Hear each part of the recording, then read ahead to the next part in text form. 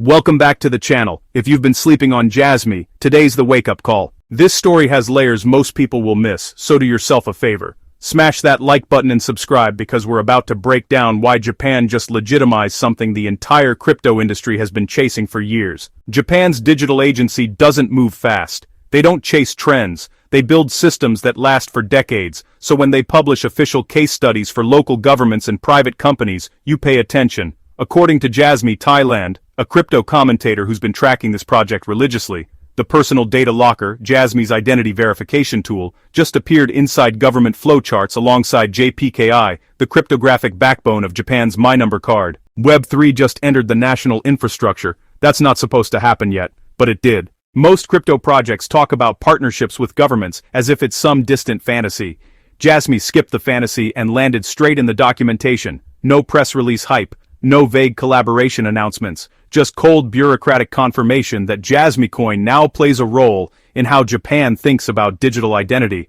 That's the kind of validation money can't buy. But why Jasmy? Why now?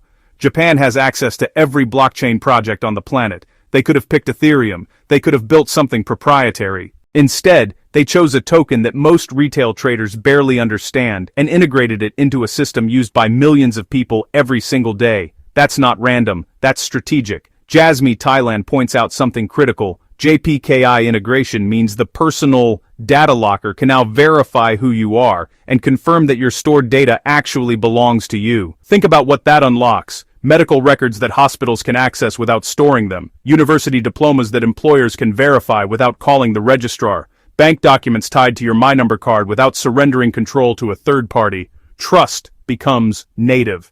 Privacy stays intact. That's not a crypto fantasy anymore. That's infrastructure. And yet, Jasmy's trading at less than a penny. The market hasn't fully absorbed what just happened. When government adoption moves from theory to documentation, the price conversation changes entirely. We're not talking about speculative pumps anymore. We're talking about actual utility at a national scale. Let me spell out what Japan's digital agency just validated. So, Jasmy isn't just a token anymore. Now it's actually a settlement layer for identity verification. According to Jasmy Thailand's breakdown, the whole ecosystem connects four major components. The personal data locker handles identity, JasmyChain processes settlement, Junction manages computation, and KYM authenticates devices. JasmyCoin fuels the entire structure. And, this isn't just one tool trying to do everything. This is a coordinated network designed for scale. Governments hate risk. They hate holding sensitive data even more. Jasmy solves both problems by letting users control their information while still allowing institutions to verify it. So, hospitals don't need to store your medical history, banks don't need to manage your financial documents, and, universities don't need filing cabinets full of diplomas anymore. Everything lives right in your wallet, authenticated through JPKI, and it's accessible only when you grant permission. That's the vision. And well, Japan's digital agency just confirmed it's actually feasible. Here's my take.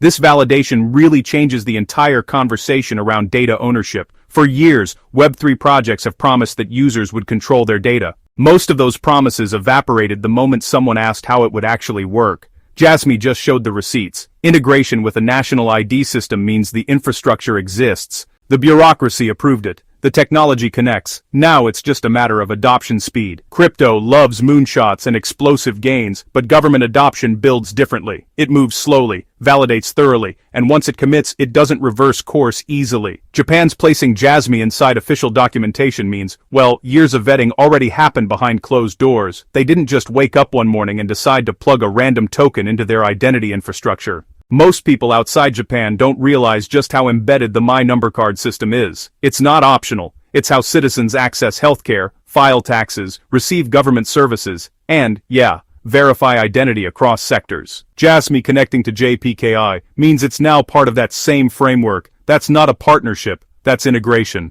According to Jasmy Thailand, this marks the first time in history that a Web3 project has entered official government infrastructure at this level, not blockchain adjacent, not pilot phase, officially documented. The genius here is simple. Jasmy lets you prove who you are without exposing your data. Hospitals can verify your identity and access your medical files when you grant permission, but they never hold the information. Banks can confirm your documents exist without storing copies. Employers can validate your credentials without calling your university. The data stays with you. The verification happens on-chain. Trust gets automated without surveillance. That's the breakthrough. So, here's the thing. Most crypto projects just slap together a white paper and honestly, hope the pieces fit together later. But Jasmy, well, they built backwards from the problem. Like, identity verification, that needs a data locker. Settlement, that needs a blockchain.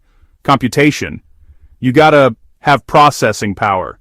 And device authentication, that really needs security protocols. They actually built all 4 layers, connected them through JasmyCoin, and now, yeah, Japan's government is using the result. That's not luck, folks, that's architecture. Right now, Jasmy is trading at about $0.00878 with a market cap sitting around 434 million. Over the last week, it surged 3.57% and trading volume jumped 6.29% in the last session to more than $20 million. Those numbers show interest, but they don't reflect the magnitude of what just happened. When government integration becomes public knowledge beyond crypto communities, the repricing conversation gets serious. I'm not calling a specific target, but I am saying the fundamentals just shifted dramatically. Jasmy Thailand emphasized that administrators and developers no longer need to build identity systems from scratch. They can plug into Jasmy's infrastructure and start building services immediately. That's when adoption accelerates. Every hospital, university, bank, and municipal office that connects to the personal data locker becomes another validation point. Every new use case strengthens the network effect. This isn't theory anymore. The government documentation proves it's operational. Japan's reputation for precision and long-term thinking is legendary. They don't integrate technology into national systems unless they've stress-tested it beyond reason. The fact that Jasmy cleared those hurdles and ended up in official bulletins tells you everything about how seriously they take this project. When Japan commits to digital infrastructure, other governments watch. This could be the blueprint for identity verification systems worldwide. So, I've covered, honestly, hundreds of crypto projects. Most of them, they promise revolutions and, well, end up just delivering white papers. Jasmy promised data ownership and actually delivered government integration. That's pretty rare. Now, does this guarantee Jasmy moons tomorrow? No, it doesn't. But does it fundamentally change the project's legitimacy and long-term potential? Absolutely. The market is going to catch up eventually, but right now, there's a massive information gap between what happened and what most traders actually understand. Japan's digital agency just handed Jasmy something most crypto projects will never achieve: official government validation. This isn't just a partnership announcement or, a pilot program. We're talking about actual integration into the national identity infrastructure. So, if you've been watching Jasmy price movements and, wondering whether this project actually has substance, well, you just got your answer. The ecosystem is real. The use cases are practical. The government approved it. Stick around, because this story definitely has sequels. I'll be tracking how local governments, hospitals, and private companies start adopting these tools. And hey, if you want more deep dives on projects that actually ship real infrastructure instead of just promises, check out my other videos. And seriously, if this breakdown helped you understand why Jasmy just became impossible to ignore, hit that like button and subscribe. You'll want to catch the next update. Remember, cryptocurrency is volatile and risky. Government validation doesn't eliminate market risk. Never invest more than you can afford to lose. Always do your own research and understand that regulatory clarity doesn't guarantee price performance. This video is educational, not financial advice. Trade smart, stay informed, and manage your risk responsibly.